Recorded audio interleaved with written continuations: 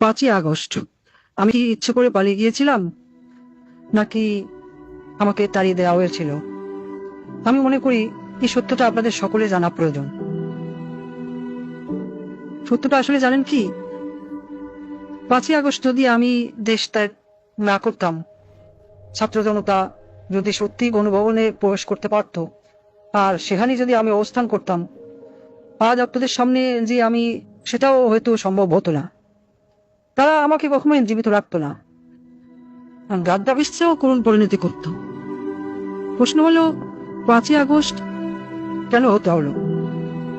দেখুন, 5ই আগস্ট যদি আমি গণভবন ত্যাগ নাও করতাম,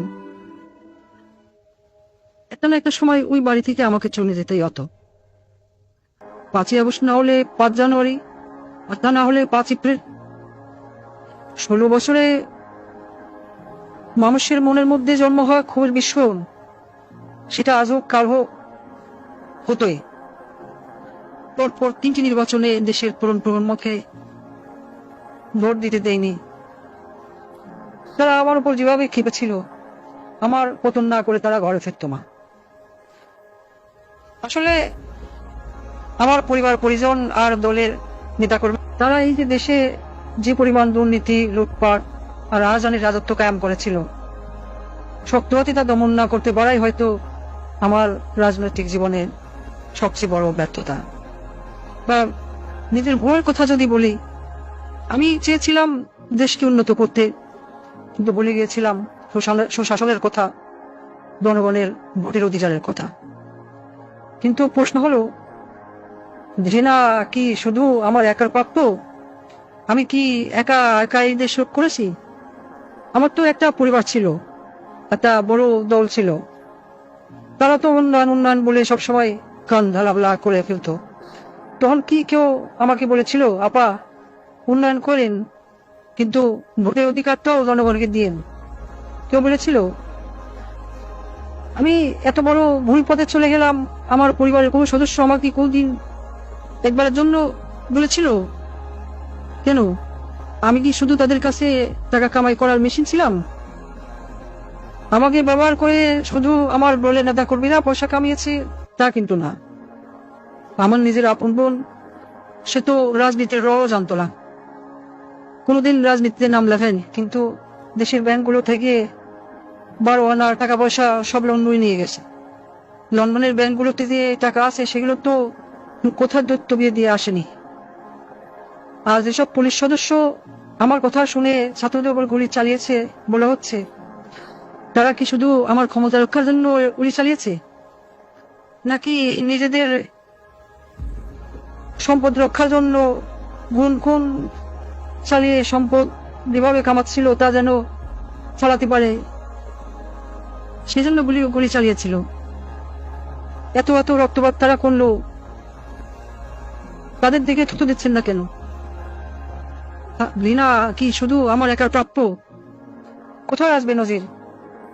সে তো আমি ক্ষমতায় থাকতেই দেশ থেকে পালিয়েছিল। 50,000 টাকা বেতনের চাকরি করে সে কিভাবে 20,000 কোটি টাকা কামিয়েছে? হ্যাঁ, আমার ব্যর্থতা, আমার ক্ষমতা ব্যবহার করেই তো এরা এত সম্পদের মান হয়েছে। দেওয়ার প্রশ্ন, যত সব ঘৃণা, সব কি আমার একারই কাপ্য? সবকিছুর জন্য যেন আমি একাই দায়ী, এই প্রশ্ন আমি রেখে যাচ্ছি। পরমাণু বিদ্যুৎ প্রকল্পে $12 বিলিয়ন থেকে $5 বিলিয়ন আত্মসাতের অভিযোগ উঠেছে। শেখ রেহানা কেন এত টাকা দাবি করলো?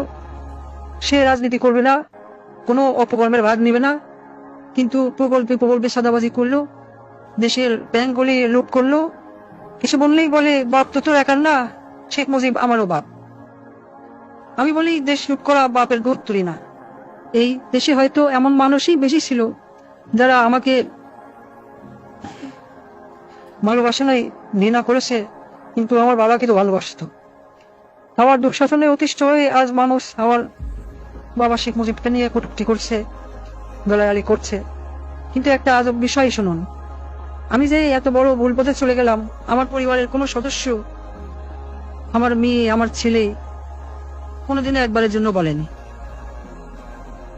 তারা আমাকে ব্যবহার করে শুধু টাকা পয়সা কামিয়ে গেল। আমার আপন বোন, সেও কিন্তু সেই পথেই হাঁটলো। সে কি কখনো আমার বাবার সম্মানের কথা ভেবেছিল? বঙ্গবন্ধু তো তারও পিতা ছিল। সে কি করলো? কিছুদিন আগেও আমাকে নেত্রী বলে রাখতো, আজ ডাকে খুনি। আমি জানি এই তোকমা আমার প্রাপ্য, কারণ আমি যা করেছি তা কখনোই ক্ষমার যোগ্য অপরাধ না। রাতে যখন ঘুমাতে যাই, আমার দিনগুলো আর রাতগুলো এখন একই রকম। আমি জানি না ঘুমাতে কেমন লাগে, জানি না শান্তি কাকে বলে। আমার ঘরে প্রতিদিনই এখন মানুষ আসে, আমার চারপাশে দাঁড়িয়ে থাকে। আমি জানি না তারা মৃত নাকি জীবিত। আমি আয়নার দিকে তাকাই, কিন্তু নিজের চেহারা দেখতে পাই না। দেখি রক্তমাখা হাত, পা, মাথা। আমি চিৎকার করে বলি, আমি তো দেশ বাঁচাতে চেয়েছিলাম।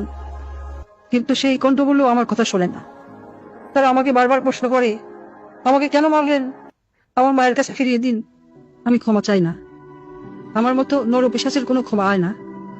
আমি এক পাপী, আমি এক মহাখনি। আজ আমি মতিউর রহমান রেন্টুর সাথে গোলা মিলিয়ে বলতে চাই, আমার ফাঁসি চাই।